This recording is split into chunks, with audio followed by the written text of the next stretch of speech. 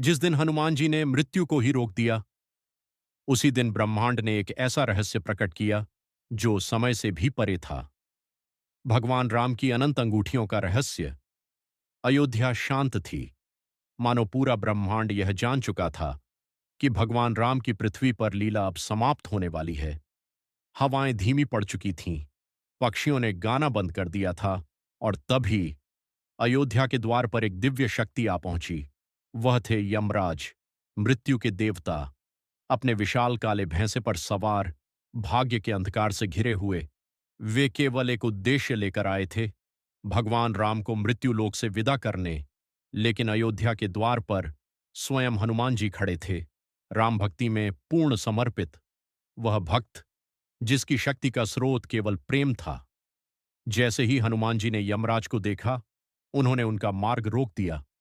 जब तक मैं जीवित हूं, इस संसार की कोई भी शक्ति मेरे प्रभु को छू नहीं सकती। उस क्षण स्वयं मृत्यु भी अयोध्या में प्रवेश नहीं कर सकी, क्योंकि भक्ति ने मृत्यु को भी रोक दिया था। समय स्वयं कांप उठा, सृष्टि का संतुलन डगमगाने लगा, क्योंकि नियति को हमेशा के लिए रोका नहीं जा सकता। भगवान राम यह जानते थे, इसलिए उन्होंने एक दिव्य योजना बनाई। जब भगवान राम हनुमान जी से बात कर रहे थे, तभी उनकी राजसी अंगूठी अचानक उनकी उंगली से फिसलकर धरती के भीतर चली गई। भगवान राम मुस्कुराए और बोले, हनुमान, मेरी अंगूठी वापस लेकर आओ।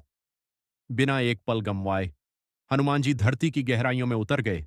अंधकार से गुजरते हुए, रहस्यमयी सुरंगों को पार करते हुए हनुमान जी पहुंचे नागलोक, सर्पों का दिव्य और रहस्यमयी संसार, जहां समय भी स्थिर प्रतीत होता था। वहां एक विशाल सिंहासन पर विराजमान थे नागराज वासुकी। हनुमान जी ने भगवान राम की अंगूठी मांगी, लेकिन वासुकी केवल मुस्कुराए। फिर उन्होंने अंधकार की ओर संकेत किया, और वहां हनुमान जी ने जो देखा वह अकल्पनीय था। हजारों नहीं, लाखों समान अंगूठियां, भगवान राम की अनंत अंगूठियां जो अंतहीन रूप से फैली हुई थीं। हनुमान जी स्तब्ध रह गए। तब वासुकी बोले, हर अंगूठी एक अलग राम की है। हर युग में राम आते हैं, हनुमान उनकी सेवा करते हैं, और समय का चक्र फिर आरंभ हो जाता है। उसी क्षण हनुमान जी ने सृष्टि का शाश्वत सत्य समझ लिया। अवतार भी आते हैं और चले जाते हैं, समय भी बदलता रहता है, लेकिन सच्ची भक्ति कभी समाप्त नहीं होती।